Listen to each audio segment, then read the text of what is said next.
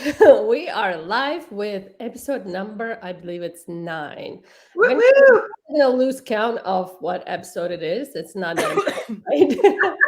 What's important is that we're gonna talk about something Yeah. that will help you to get unstuck, to get your life sorted, to get your shit together, whatever you call it.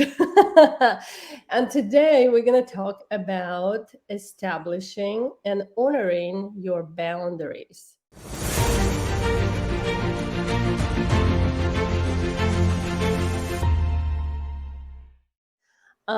There will be moments in life where your boundaries will be violated, and you and only you is responsible for making sure it doesn't happen, right? No one else is going to be responsible for those boundaries but you. So, I guess it's a very broad topic because boundaries can be related to your relationship with yourself, your relationship with others, your expectations for others, and all of the things in between.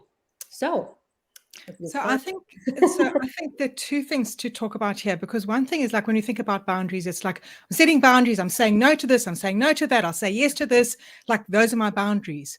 And that was very loud and like, well, She's passionate. like, but I think boundaries, and this actually comes from Kat and from my mentors, and um, boundaries is also like an internal thing. So it's like you set up it's like your field, um, your self, okay, and making sure that you're honoring yourself and that you are always feeling safe in yourself. And it's figuring out what, how am I going to say this? It's figuring out what works for you and what makes you feel safe. And so it's not always saying, well, I'm saying no to all these things. Yes, you need to like respect yourself and say no to things that don't serve you. Say no to things that are not, that are not serving you right now, and saying yes to things that might push you, saying yes to things that will help you grow. But it's also making sure that you're always honoring yourself, like understanding who you are, understanding what makes you, what brings joy to you, what brings joy to your life, and making sure that you're always honoring yourself and serving yourself first. I'm going to share something. I'm going to share something that I actually don't do, that I did for a little while, and it served me so well. And then I slipped back into my old habits, and I'm still slipped back into my old habits. And that's checking my phone first thing in the morning. It is the worst habit ever, because what it does is, instead of you waking up and like, sorry, intentionally building your day. intentionally building your day, finding your gratitude, finding yourself, thinking about how you are going to show up for your day. You show up, you go to your phone, you check your messages, you check your notifications, and then immediately you're drawn back into yesterday's shit. Right, you go into put out the fire mode. Yeah. Yeah. And it does not serve me. And I do it every single morning. I do. The beaches know, because they're just going to sleep, and Fran's just hopping in and at seeing midnight. Fran is now alive. and I'm awake, and I'm just checking in and seeing what's happening in the world, what's happening in Beach Boss, what's instead of making sure that I am honoring my boundaries, that I am making sure that I'm starting my day in the best space that I can, and making sure that I'm finding the joy in me first before I go. And this comes from Joe Dispenza too, because he teaches you do that, and immediately you're living in the past. You're in flight or fight mode instantly the minute you wake up. So that is one thing. So that is like finding your boundaries. And the other thing that I wanted How do you break that pattern, friend? I'll tell you mine later. It's funny, but how do I break that? How do you break your? It's hard to do, because it's like, I need to know what's happened overnight. Is the world going to end if I don't see that for another 3 hours? It's Well, and not. I think the key here too is it's a hard thing to do to break that habit, because fear of missing out is a core Yeah. motivator for a human being. So that's Yeah. like one Yeah. huge core motivator that you're waking up and you're thinking, okay, I got to check all this stuff because What's US has happened? been, they were awake Everything's while been I was happening sleeping. there. I need to know what's happened. I don't. Like, I really don't. And so, okay, I'm going to commit to you right here and right now. Okay. From tomorrow morning, you won't hear from me first thing in the morning. Okay. If you really need me, you're going to have to phone me. You're going to have to actually phone me so that my phone rings. If it's like, I've done that before. Not Called her. sure she has what done that boundary before. going to serve us. So, It's our so, friend, but we will have to adjust. yeah, it's something that I need to do for me, and I know I need to do it for me. And so I want you to start thinking about the things that you need to do for you in order to protect yourself, and let us know in the comments, like, if that's something that you do, and then all of a sudden, like, you check your emails, and from waking up, all of a sudden you're in a foul mood, like you're angry, you're stressed, you're already in that fight or flight, like Brandy was saying, because you didn't do what serves you best, whether it is praying, whether it is going out and exercising, whether it is meditating first thing in the morning, whatever it is that you need to do for you, you need to do that first and make sure that you're looking after yourself. So that's the one thing that I want to talk about. The other thing that I wanted to say is and this is a huge one for me as well. This is a huge one for me, is, we have three, and we've spoken about this before, but we've got three core needs as human beings. We need to feel safe. We need to feel Control. we need to feel in control, and we want to feel like, we want that approval. So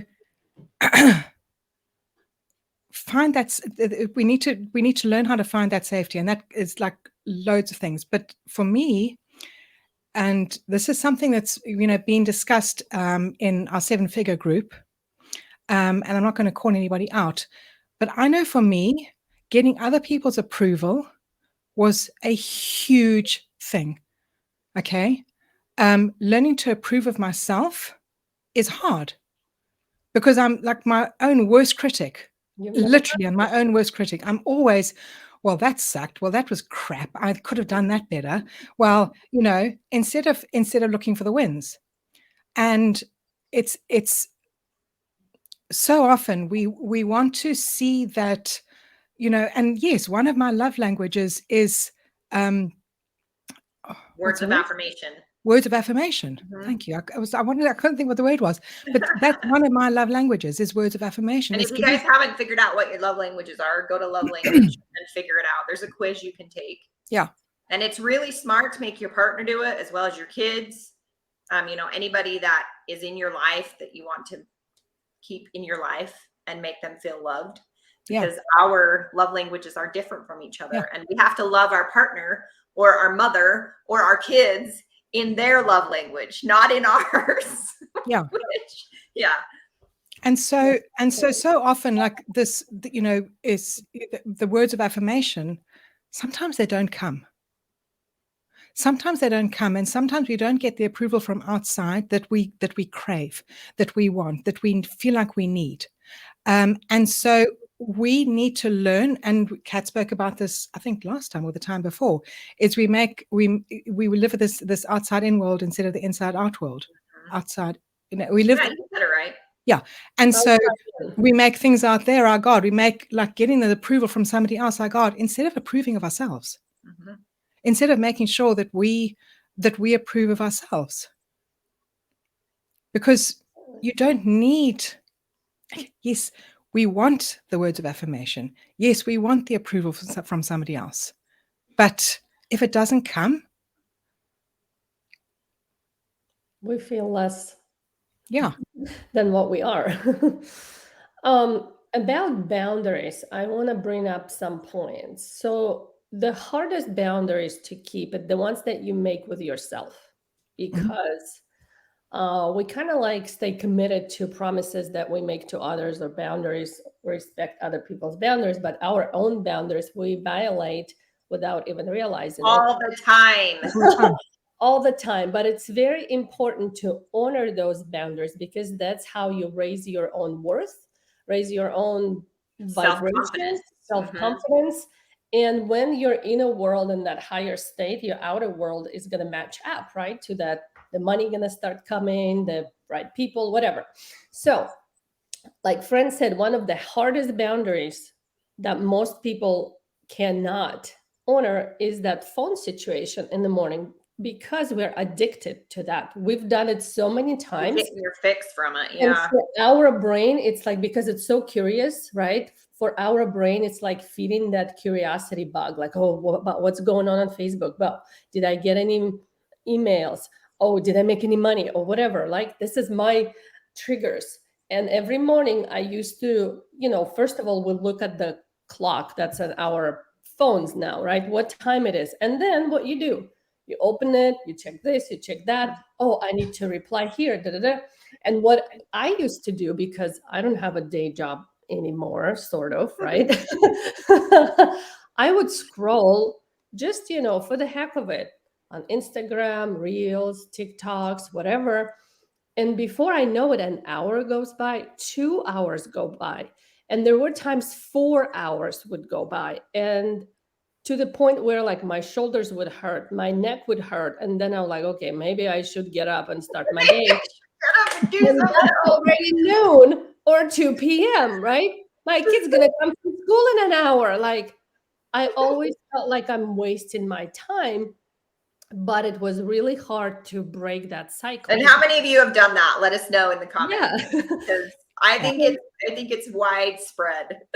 And I noticed that, let's say, when it was my turn, so me and my sister-in-law take turns.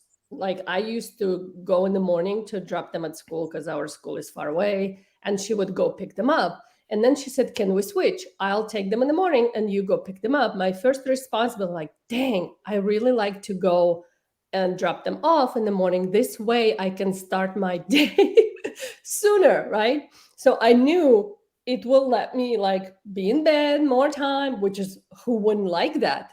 But I know what I would be doing. So I was like, dang, I really need some intervention because it's getting ridiculous.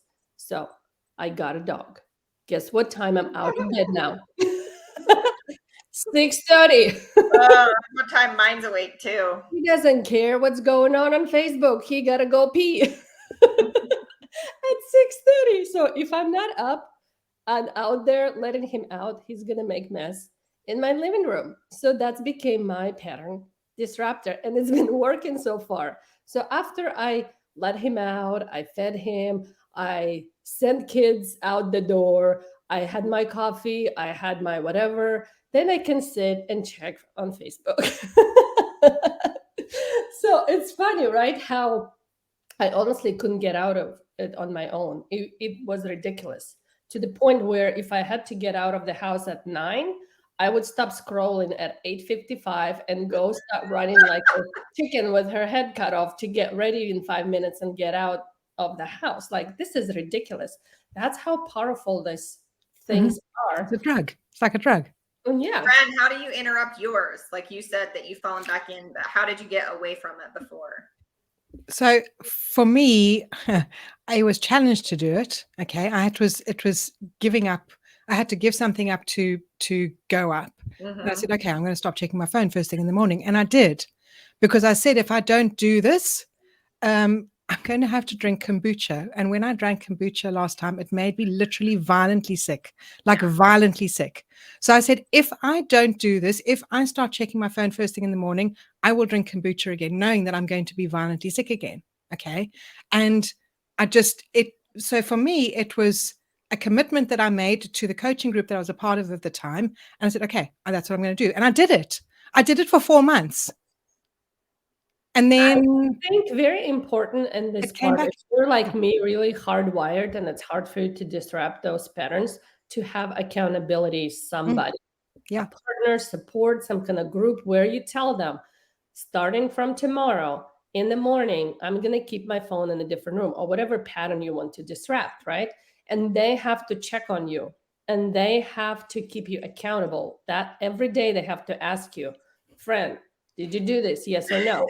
Right? And if you did it, good, right? Next day, let's do the same thing. And if you didn't, you have to do what you said you would do. If you, and like, you need someone to keep you accountable. Otherwise, it's gonna, you know. Okay, so that's boundaries about yourself. What about boundaries with others? I think the one boundary that comes probably to all of our minds when it comes to boundaries with others, it's people pleasing. Yeah. Because we tend to violate our own boundary in order to please someone else, usually for the sake of avoiding the conflict or avoiding look like a bad person.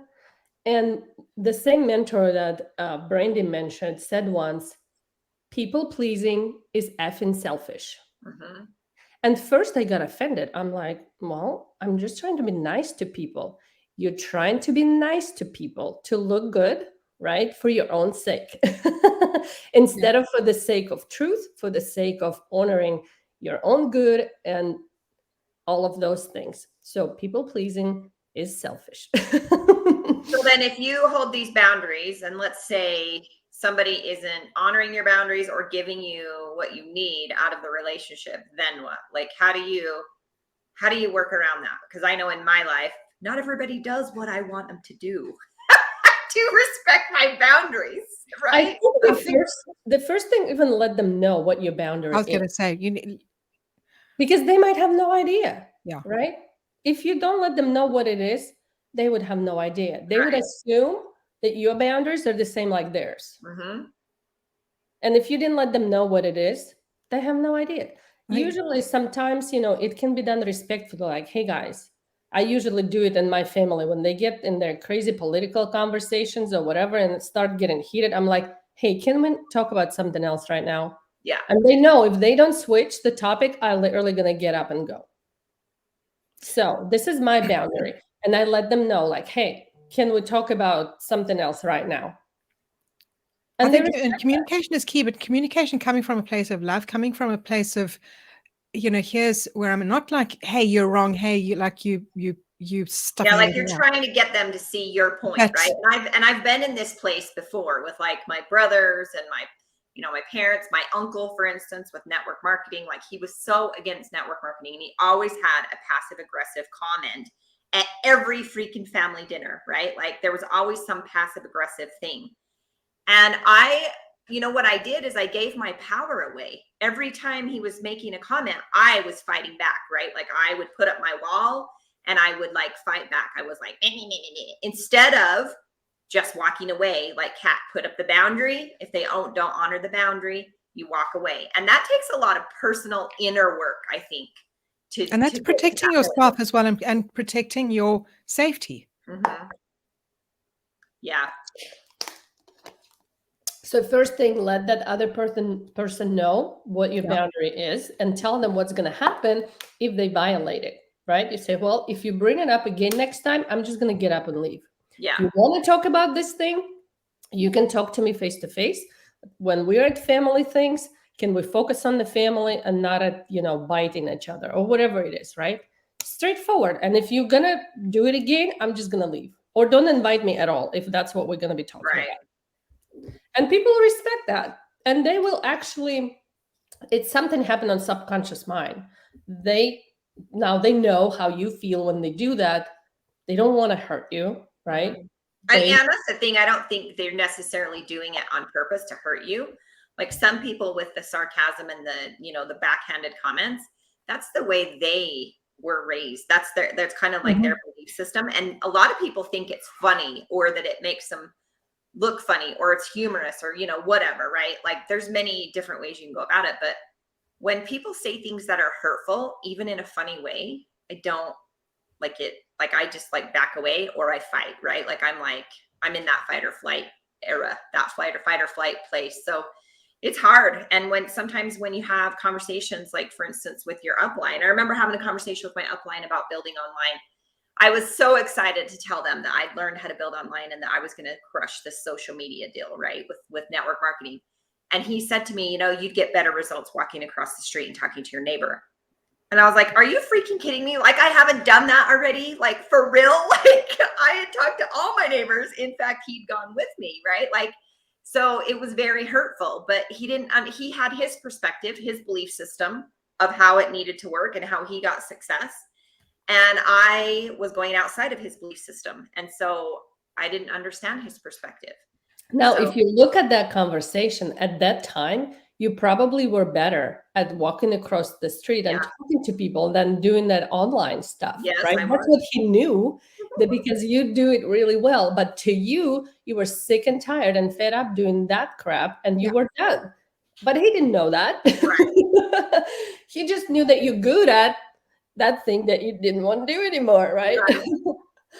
So Crazy. Yeah, I mean, I had the same when I said I don't want to do parties anymore. Like, I'm done. I'm done with chasing people. I'm done with, nagging people and chasing people and tricking people to come over to a party, to come over to a cheese and wine that's actually a party. I'm gonna feed you cheese and wine, but here, buy my products. I did that. No, What so did I. That's what I used to did do. that too. And I got to the point I said, I can't do this anymore. I'm just tired of it. And I'm tired of like Wayne hiding upstairs while I'm doing this, and she didn't know how to teach me a different way. And I said, okay, well, I'm learning how to do this. Okay, but parties still work. Yes, parties work. They do Okay. still work. They do work, Mhm. but they just didn't work for me, and yeah, I just had to, sometimes you just got to decide, okay, you're certain of that, and that's fine. You can be certain of that, but it's not where I'm at, and here's where I'm going, and just part ways. Yeah, and I did for a long time. I kind of parted ways. I mean, I was very cordial with my upline, but I had a mentor of mine tell me, divorce your upline and become the upline. Instead of, you needing them, become the person that everyone else needs. And that's really changed everything for me, because I became that servant leader instead of me trying to get, all my, and because I tried this, just so you guys know, I tried taking my contacts that I've met online and built that relationship with, right? And then I would take them to the 3-way call with my upline. And because of my evaluation skills, I could look at those calls and be like, that didn't work, because they had the relationship with me, right? But then I pass them off to this, guy that they have no idea who he even is. He's not even on Facebook, so they couldn't even look at him to see if, he was even a real person. So there was a huge disconnect in that, right? So then I had to evaluate and be like, okay, well, what might I do differently? Well, I might close these damn people myself, right? Like, I might learn the skill instead of trying to pass it off to the upline. And I just became that upline instead of, doing that disconnect. And that's I'll tell you also, if you attracted a prospect through social media and influence marketing, and you pass them over to your upline who's doing old school, somehow, I don't know how it happened, they're gonna feel that, I don't know, it gets through the crack in their language or their, I don't know, mannerism, or maybe they're gonna say it. People gonna sense that, oh, I have to make a list and talk to strangers. Yep. And do all the things Yep. that you told me I wasn't didn't gonna do. So that creates huge disconnect, mistrust, and they start questioning, did I make the right decision? So be very careful if you attracted a team member through influence marketing and you bring them to old school upline, that disconnect might happen. Yeah, and it did. It was a huge disconnect. But at events and stuff, I still sat by them.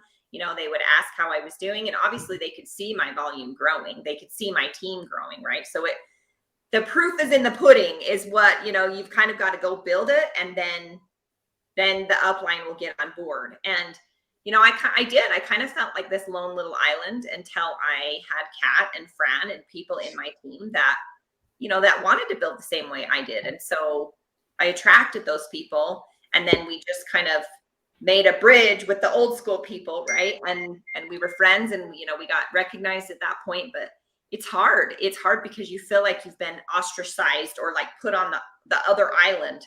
Like, you're voted off. You're like off the island because you're not, not doing it the way they're doing it. So it's, there's a lot of things, but it's inner work that has to happen in that. And then when we blew it out of the water, right?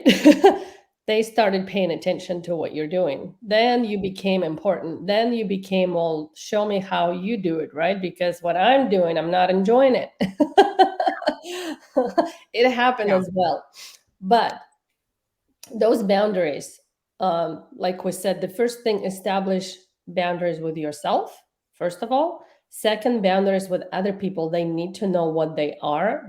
It's not the easiest thing to do, right? It takes some inner work and guts to say, hey, I'm important. And what I'm trying to tell you, it's not like I'm trying to say that you're a bad person and I'm a good person, right? It's just how I operate, right? This is what I tolerate. This is what I don't tolerate. You almost like establish your tolerance band, right? And you tell people, if you cross it, that's what I'm going to do. That's how it's going to make me feel. And that's going to be the consequences. But you can stay in my tolerance band, right? And we're going to be fine. And I people think, gonna respect that. and it's important when you communicate that, is letting people know how you feel, letting people know how what they are doing or what they've said or whatever is making you feel and the impact it's having on. Because if you, it's communication, and if you just talk and you just tell people how you're feeling, then you know it's like it just opens up the doors, and you go, oh, okay. And sometimes they say, "Oh, thank you for Like I letting me didn't know. know, I had no idea." because they don't know. If you don't tell them, they don't know. And sometimes you tell them and they do know and they don't care and they're going to do it the way they do it anyway. And that's where you have to set that personal boundary and you get to decide what happens, right? Your head can blow off and you can be civil. Like for instance, yesterday I had a conversation with my brother, and I won't go into the whole conversation, but I was a bit irritated by it, right? Like I was like, really? After all, this is where we're at? Are you for real? Right? Like, and that's what I was thinking internally. And then I thought, this really isn't worth it for me to like Sybil to come out and bite your face off. Like, it's really not worth that damaging of the relationship. Right. So when I got home, I had time to think about it. And I sent a quick message about how I felt and that, I apologized for anything that I, had said that had, irritated him or, whatever. And he didn't even have the same experience I had. And we were in the same conversation. Does that make sense? Like sometimes it just like, human beings are human beings. So, but the only things we can control are how we feel, right? What we do and what we say. Yeah. That's it. We can't do anything else about any of it. When you do communicate on video, communicate in a voice message, communicate over phone. If you communicate by a text message, it'll always be misread, because often where they're coming from, and they will read it completely differently to how you meant it. And in a different emotion than how you meant it. Completely different emotion. So if you're going to send a message, then at least send a voice message so they can hear your voice, because then they will get where you're at. They will understand where it's coming from. But if it's just text, often it'll be completely misconstrued, misunderstood, and go down a shit show above a path. Believe me, it's just happened to me recently, and I thought, why the hell didn't I just like send a voice message as opposed to texting? Because then like it was backwards and forwards, and it was ugly. I had this recent experience myself not too long ago. So yeah. Well, and it's sometimes funny because we'll repeat that pattern over and over, and then we're like, why did I do that again? Like, I know better. Yeah. Why did I text them? Why didn't I just pick up the phone? Yeah. Or get on a call with them or whatever, right? Like, it's just how it is. All right, guys. Well, we hope you got value out of today. So all about boundaries and communication. Let us know what your biggest takeaway has been. One more boundary about the business.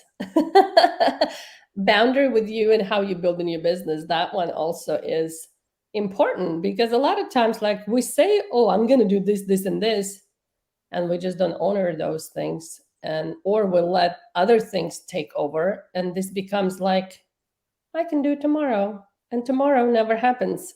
So that's another pattern disruptor here, that like you need to disrupt that pattern and do something about it. And a lot of times we need help from the outside to do that. So don't be ashamed to ask for help. That's why in our beach bus communities, we always help people to find a buddy, like we call it beach buddy, right? The person that you can lean on, they can keep you accountable, you can keep them accountable. So it keeps you from getting eaten by the sharks too.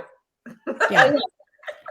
Someone who not going to judge you and who can be there when you need them and support you, and you can do the same for them. Mm-hmm. If you need more on unleashing your inner bada, Fran or somebody's going to drop a link. I was about to say, who's got the link? last time we didn't even mention in that we launched the whole entire Unleash Your Inner Badass course that has all these videos about the boundaries and self-confidence and self-love, the inner work that needs how to break that pattern of constant failure and establish pattern of success. So it has everything to do what's going on the inside of you, and we just don't know how to work with that, right? Because we've been doing what we're doing for so long because it's convenient, it helps us to fit in the world, but it doesn't serve us anymore, especially if you're trying to grow a business or doing something brand new. So this course is available now, but it's very private. We only let in small amount of people. And Fran just dropped an application link. So it's by application only. You have to fill it out. And then if we feel like this course is the right thing for you, you will get an email from us telling us whether you've been approved or not. I don't think we haven't approved anyone yet, but we just want to make sure this is the right thing for you. Anyways, so, and you can be a part of our Unleash Your Inner Badass tribe. So we're so excited to launch that part because we've been in business for so long, and it's kind of like seems like, oh, we're just doing things, right? And that's how we became successful. But behind the doing things, there's been a lot of being work done, and we kind of tend not to share that work with others. And I don't see a lot of entrepreneurs share that being part, right? And you can call it mindset, which I hate that word, because beside the mind, there's a lot more parts going into work. That's your body, that your soul, that everything. So mindset, it's maybe a third of the equation. So in Unleash Your Inner Badass, we cover all of the parts that's important for this journey. And that's where we share what we had to become in order to have the things that we have now. So, and that's how we're going to help you to do the same. Awesome. All right, guys, we'll see you next time on Unleash Your Inner Bada. See you later. Everyone.